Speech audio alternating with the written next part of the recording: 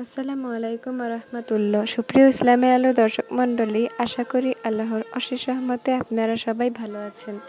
আজকে আমি জানাবো বর্তমান ফিলিস্তিন ও ইসরায়েলে যে সংঘর্ষ চলছে সেই সম্পর্কে। তো চলুন শুরু করা যাক, কিন্তু তার আগেই আপনারা যারা আমার চ্যানেলটি এখনও সাবস্ক্রাইব করেননি তারা এখনই সাবস্ক্রাইব করে বেল বাটনটি প্রেস করে দিয়ে আমাদের সাথেই থাকুন। তো চলুন শুরু করি। পৃথিবীর ইতিহাসে একটি কথাই আসে, যেখানে সীমালঙ্ঘন হয় সেখানেই আল্লাহর গজব নেমে আসে, যেমনটা এখন ইসরায়েলে হচ্ছে। এই ইসরায়েলেই ফিলিস্তিনের গাজার সকল মানুষকে আগুনে উড়িয়ে দিয়েছিল। তারাই আজ আল্লাহর আযাবের ক্ষতিগ্রস্ত। তাদের এখন বন জঙ্গল পুড়ছে, ঘর বাড়ি পুড়ে ছাই হয়ে যাচ্ছে। ইসরায়েলের আকাশে আজ আগুনের কালো ধোঁয়ায় পর্যবসিত হচ্ছে। কেউ বলেছে প্রাকৃতিক কারণে বা কৃত্রিমভাবে হতে পারে, ইত্যাদি ইত্যাদি। কিন্তু যারা ঈমান রাখে তারাই জানে, আল্লাহ যখন বিচার করে তখন আগুনও তার সৈনিক হয়ে দাঁড়ায়।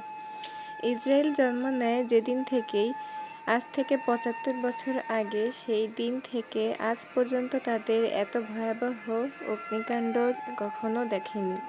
এমনটা হচ্ছে যেন জাহান্নামের আগুন তাদের শহরে ছড়িয়ে পড়েছে। জেরুজালেমের পশ্চিম দিকে বেষ্টিত পাহাড়ি এলাকার অগ্নিকাণ্ডে প্রায় ১০,০০০ মানুষ ঘরবাড়ি ছেড়ে পালাতে বাধ্য হয়েছে। ইসরায়েলে এখন কবরস্থানে যাওয়া নিষিদ্ধ করা হয়েছে। সেনাবাহিনী, ট্যাঙ্ক ও আগুনে আহত হয়েছে। এই আগুন কেউ লাগায়নি, তাই থামাতেও পারবে না, কারণ এটা আল্লাহ আদেশেই জ্বলছে। আল্লাহ আযাবের আগুন জ্বলছে আজ ইসরায়েলে। কুরআনে সূরা মুলকে বলা হয়েছে, পরম বরকতময় তিনি, যার হাতে রাজত্ব এবং তিনি সবকিছুর উপর ক্ষমতাবান। তাই তো দেখুন, ইসরায়েলে যাদের উপর বোমা ফেলেছে, যাদেরকে ধ্বংস করেছে, তাদের কিছুই করার ছিল না। তারা ঈমান নিয়েছিল। যারা এত প্রভাববান ছিল তারাই আজ হয়ে গেল সর্বস্ব হারান্ত।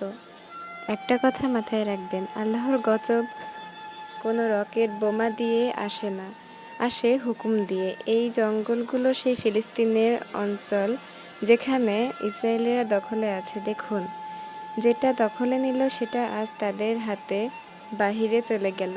সেই বনভূমিতে ইসরায়েলে দীর্ঘদিন ধরে কৃষিকাজ করে আসছে, কিন্তু আজ সেই কৃষি জমি আগুনে ধাউ ধাউ করে জ্বলছে। ফায়ার সার্ভিস সহ সবাই আগুনে নেভানোর চেষ্টা করছে, কিন্তু কিছুতেই পারছে না। এই আগুন যেন আল্লাহর পক্ষ থেকে একটি ইশারা। যারা দখল করে অন্যের জমি, তাদের ঘরেই একদিন আগুন জ্বলে উঠবে। সূরা আনফালে বলা হয়েছে, তোমরা তাদের ধ্বংস করতে পারবে না, আল্লাহ তাআলা নিজেই তাদের ধ্বংস করবেন। আল্লাহ তাআলা নিজেই তাদের এই ভয়, আগুন, আতঙ্ক দিয়ে ধ্বংস করেছে। এই দুর্যোগে সেনাবাহিনীরা অসহায় হয়ে পড়েছে। তারা নিজেরাই বলেছে এই আগুন তারা কখনোই দেখেনি। একটি রিপোর্টে বলা হয়েছে, আগুন লাগার সময় রাস্তার পাশে একটি ইসরায়েলি সেনার ট্যাঙ্ক, ফায়ার ফাইটিং ট্রাক দাঁড়িয়েছিল। আগুন দ্রুত ছড়িয়ে পড়ায় সেই ট্রাকটিও পুড়ে যায়।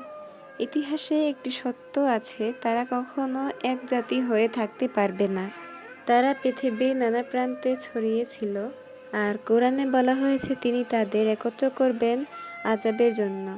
সূরা আল ইসরা আয়াত ৪-এ বলেছেন, আমি বলেছিলাম তোমরা দুনিয়ায় ২ বার ফাসাদ সৃষ্টি করবে এবং উদ্যত দেখাবে। আর বলেন, যখন দ্বিতীয় ফাসাদ হবে তখন আমি এমন বান্দাদেরকে পাঠাবো যারা কঠোর হবে। তারা তোমাদের মুখে আঘাত করবে এবং তোমাদের দখল করা জমি পুনরুদ্ধার করবে। এই একত্রকরণ হলো শেষ আযাবের প্রস্তুতি। খ্রিস্টানরা জানে, মুসলিমরা যদি একবার জেগে যায় তাহলে এই সাম্রাজ্য তাদের হাতছাড়া হয়ে যাবে। আল্লাহ তাআলা বলেন, তোমরা অচিরেই পরাজিত হবে এবং জাহান্নামে একত্রিত হবে। সেটা কতই না নিকৃষ্ট বাসস্থান। তারা জানে জাহান্নামের প্রথম ঘ্রাণ পেয়েছে গাজায়, দ্বিতীয়টা দাবানলে, পরবর্তীটা এমনভাবে আসবে তারা তখন কখনোই একত্রিত হতে পারবে না। আগুন আজ ন্যায় বিচারের সুগন্ধ দিচ্ছে। এই দৃশ্য দেখে হাসবেনও না বা কাঁদবেন। ঈমান মজবুত করুন। আল্লাহর হুকুম কখনোই বিলম্বিত হয় না, শুধু সময় মতো বাস্তবায়িত হয়। ভিডিওটি কেমন লাগলো অবশ্যই কমেন্টে জানাবেন। ভালো লাগলে লাইক, কমেন্ট, শেয়ার করবেন। চ্যানেলটি সাবস্ক্রাইব করে পাশেই থাকবেন। যারা পেজ থেকে দেখছেন তারা অবশ্যই ফলো করে দিবেন। সবাইকে ধন্যবাদ জানিয়ে এখানে শেষ করছি। আল্লাহ হাফেজ। আসসালামু আলাইকুম ওয়া রাহমাতুল্লাহ।